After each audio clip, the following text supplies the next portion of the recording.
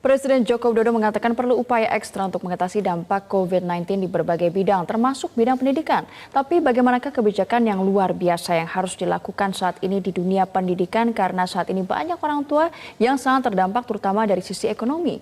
Kami akan membahasnya dengan Komisioner KPAI bidang pendidikan Ibu Retno Listiarti yang sudah bergabung bersama Metro Pagi Prime Time. Bu Retno, selamat pagi.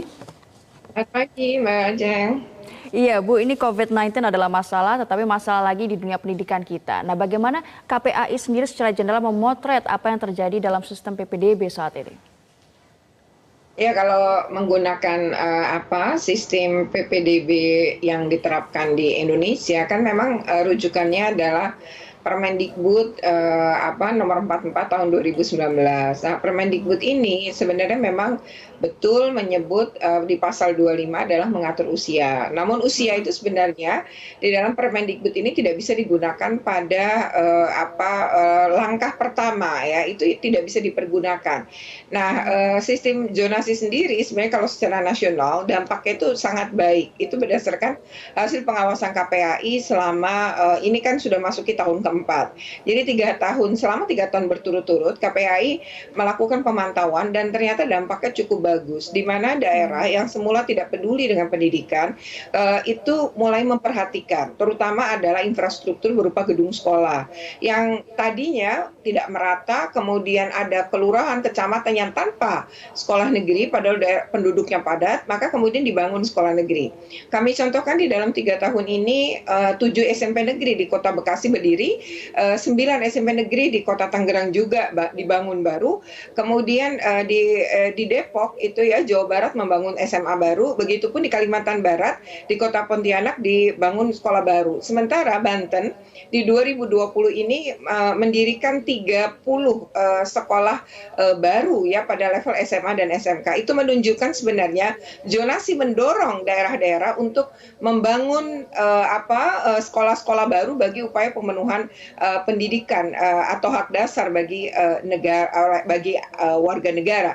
Dan ini sebenarnya satu kebijakan pemerintah Jokowi yang sesungguhnya patut diapresiasi karena zonasi ini adalah tidak menjadikan pendidikan sebagai pasar bebas, tapi negara mengatur. Nah, disinilah kemudian DKI Jakarta menggunakan zonasi itu dengan basis kelurahan. Sampai di situ benar. Tetapi pada saat pelaksanaan ternyata zonasi ini menggunakan usia.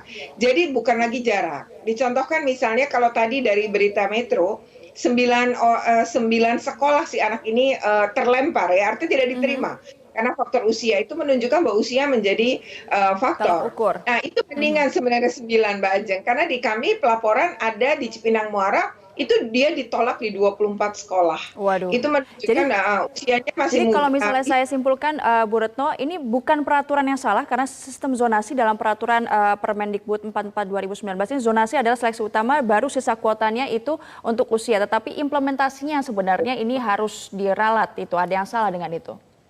Iya, jadi dicontohkan begini ya, jadi DKI menyatakan bahwa zona mereka adalah zona kelurahan. Oke, kalau zona kelurahan, saya contohkan misalnya di wilayah saya, Kelapa Gading itu kami punya 4 kelurahan jadinya. Jadi ada zona 4 kelurahan karena memang DKI itu punya banyak sekolah dan ketika beririsan, misalnya saya bersebelahan dengan wilayah lain yang dekat dengan sekolah padahal dia kecamatan berbeda, kita bisa mendaftarkan di sana. Nah, atas dasar ini sebenarnya yang diutamakan tetap kelurahan yang kita tinggal. Jadi kalau misalnya saya tinggal di Kelapa Gading, ada 3 kecamatan, kecamatan saya adalah Pegangsaan 2, maka sekolah di Pegangsaan 2 itu ada SMP Negeri 170. Kalau anak saya ke sana, anak saya adalah prioritas utama diterima. Karena kan sekolah itu berada di zona saya, yaitu di Pegangsaan 2 tadi. Namun gitu ya, di dalam sini tidak. Jadi menggunakan usia. Nah, harusnya Pegangsaan 2 tadi seluruh anak di Pegangsaan 2 diterima. Lalu kalau daya tampung sekolah 200, anak Pegangsaan 2 yang mau sekolah hanya 150, maka sisa 50 akan diperebutkan oleh kelurahan lain. Nah, kelurahan yang lain itu Kelapa Gading Timur, Kelapa Gading Barat, sama Kayu Putih. Nah, kalau 3 kelurahan ini boleh pakai umur. Jadi Jadi perebutan sisa kuota mereka ya. menggunakan usia. Iya. Nah, kalau KPI sendiri secara internal sudah melakukan dialog mungkin dengan pihak Kemendikbud atau bagaimana?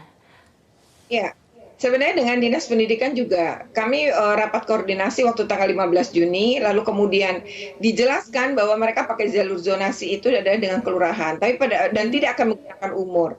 Tapi pada praktiknya kemudian terjadi tanggal 26 Juni kami memanggil Kepala Dinas Pendidikan DKI ke KPAI, datang seluruh jajarannya, kemudian memang di situ ada diskusi yang kemudian menjelaskan bahwa ini ada kekeliruan, walaupun Pemprov DKI dalam hal ini dinas merasa bahwa tidak ada kekeliruan gitu ya. Jadi ketika bukti-bukti ditunjukkan gitu ya, lalu kami juga mendorong untuk kalau gitu rapat dengan Kemdikbud aja sebagai pembuat aturan agar menjadi jelas.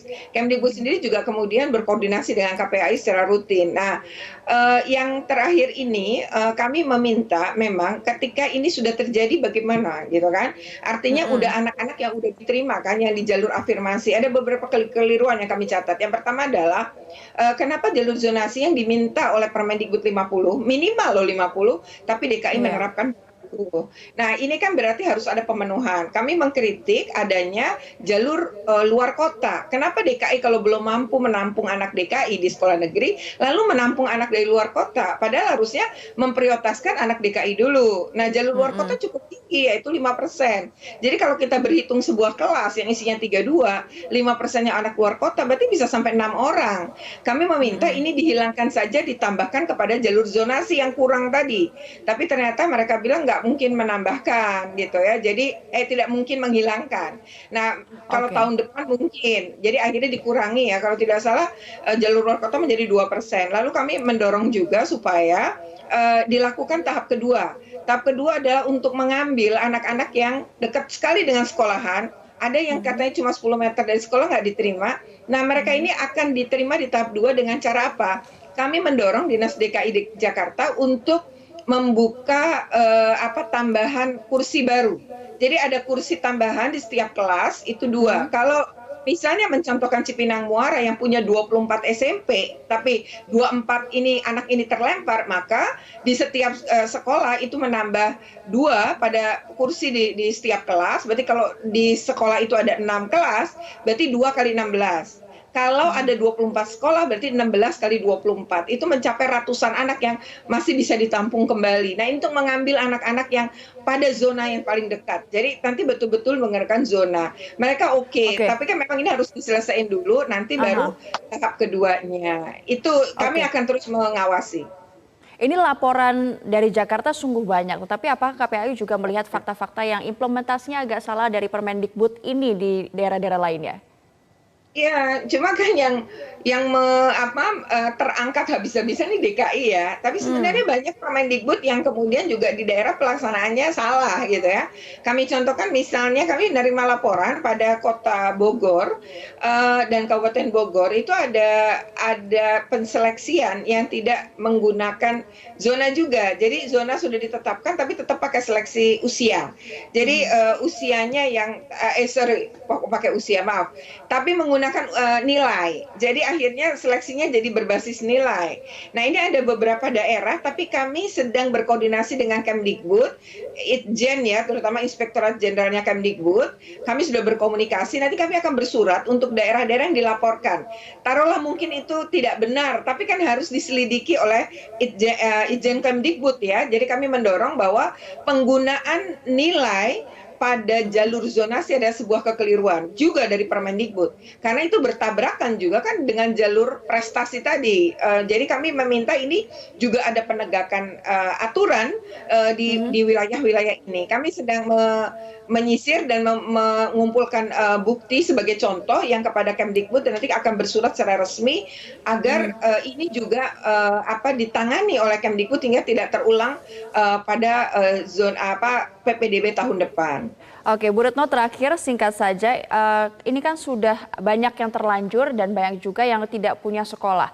Akhirnya harus ada kebijakan mungkin yang extraordinary atau luar biasa. Nah, dari KPAI untuk menyikapi hal ini secara garis besar seperti apa agar banyak anak-anak yang kembali bisa sekolah nantinya? Ya, pertama waktu pertemuan dengan Dinas Pendidikan kami meminta, jika nanti, ada laporan ke KPAI anak-anak yang kehilangan hak atas pendidikan, padahal mereka juga tidak bisa sekolah di swasta karena biaya, dan mereka juga terdampak dari COVID-19 ini ya, secara ekonomi keluarganya. Dinas Pendidikan DKI Jakarta bersedia untuk laporan ke KPAI, mereka semua alamat dan lain-lainnya itu nanti didata oleh kami, kemudian DKI akan kami panggil, mereka akan bertanggung jawab. Jadi pemenuhan hak akan dilakukan. Salah satunya adalah dengan skema KJP. Jadi mereka akan langsung mendapatkan KJP dan akan disalurkan ke sekolah-sekolah swasta di dekat wilayah rumah tempat tinggalnya.